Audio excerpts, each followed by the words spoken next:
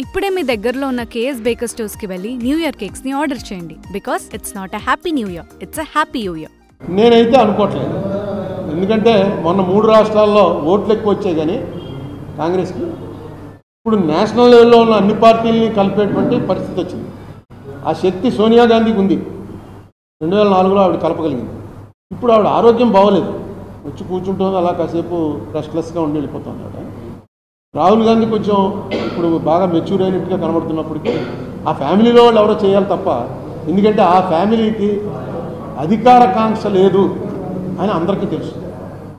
89లో రాజీవ్ గాంధీ ఓడిపోయాక మళ్ళీ వీళ్ళు ఎవరో ఆ ఫ్యామిలీలో మంత్రులు ఎవరో చేయలే. వెనక నుండి అధికారం నడిపించారండి అది ఉండి అని అంటే వెనక నుండి ప్రజలందరూ నడిపిస్తారు అధికారం.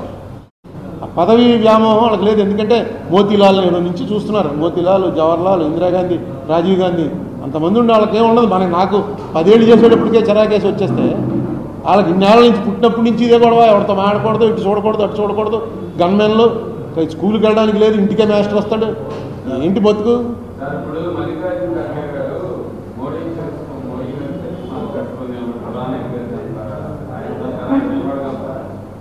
ఇదే చెప్తున్నా, అందరూ కలవాలండి. ఖర్గే గారు ఎవరైనా సరే ఇప్పుడు కాంగ్రెస్లో వచ్చిన తర్వాత, యూపీఏ వచ్చిన తర్వాత ఎవరు ప్రధానమంత్రి అన్నది ప్రధానం కాదు. వాళ్ళు ఒక ఇది రాసుకుంటారు, ఏంటి ఏం యాక్షన్స్ తీసుకోవాలి. కామన్ మినిమం ప్రోగ్రామ్ అని ఒక ప్రోగ్రామ్ తయారు చేసుకుని 2004లో వచ్చి ఆ ప్రోగ్రామ్ మీద ఎవ్రీ ఇయర్ మాకు బుక్స్ ఇచ్చేవారు. నేను పేపర్లో మన సుబ్రహ్మణ్య మైదానంలో మీటింగ్ పెట్టి చూపించేవాడిని. ఎవ్రీ ఇయర్ ఎంతవరకు అచీవ్మెంట్ చేయగలిగాం, ఏ రంగాల్లో దెబ్బతిన్నాం, ఏ రంగాల్లో మనం చెప్పిన మాటను నిలబెట్టుకోగలిగాం అని ప్రింటెడ్ బుక్ ఆల్ ఎంపీస్కి ఇచ్చేవారు. అది ఒక అలాగే, ఎందుకంటే కాంగ్రెస్ చాలా పాత పార్టీ కాబట్టి వాళ్ళకి కొన్ని సిస్టమ్స్ ఉన్నాయి, ఆ సిస్టంలో నడుస్తుంది.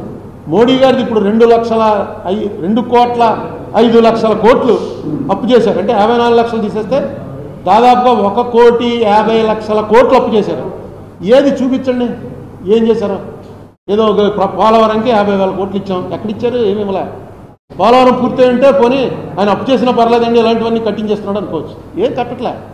అయోధ్యలో గుడి కట్టారు, పటేల్ విగ్రహం కట్టారు, ఇంకా ఎక్కడ ఏం చేశారు, రైళ్లు వేస్తున్నారు, సూపర్ స్పీడ్ రైళ్లు వేస్తున్నారు. నేను ఎప్పటి నుంచో చెప్తున్నాను, క్యాపిటలిజం వర్సెస్ సోషలిజం.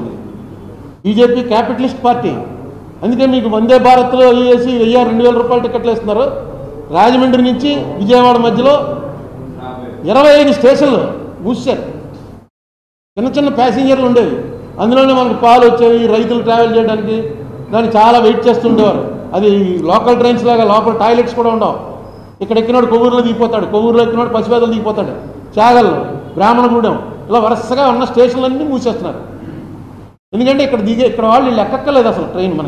మనకి డబ్బులు ఇచ్చేవాడు 4,000 రూపాయలైనా టికెట్ కొనుక్కుని వందే భారత్లో వెళ్తాడు. వాళ్ళు కావాలి, బుల్లెట్ ట్రైన్లు కావాలి అన్న ఐడియాలో వాళ్ళు ఉన్నారు. అందుకని ఈ ఐడియాలు చెప్పేటువంటి పరిస్థితిలో ఏ రాజకీయ పార్టీ లేకుండా పోయింది. ఈ ఐడియాలు చెప్పాలి, కమ్యూనిస్టులు చెప్తారు, వాళ్ళు నామమాత్రం అయిపోయారు. తీశారు ప్యాసింజర్లు. ఎక్స్ప్రెస్లో కూడా ఓన్లీ ఫాస్ట్ ట్రైన్సే. ఇంకొన్నాళ్ళకి రాజమండ్రిలో 2 ట్రైన్లు రాలుతాయి, విజయవాడ, వైజాగ్.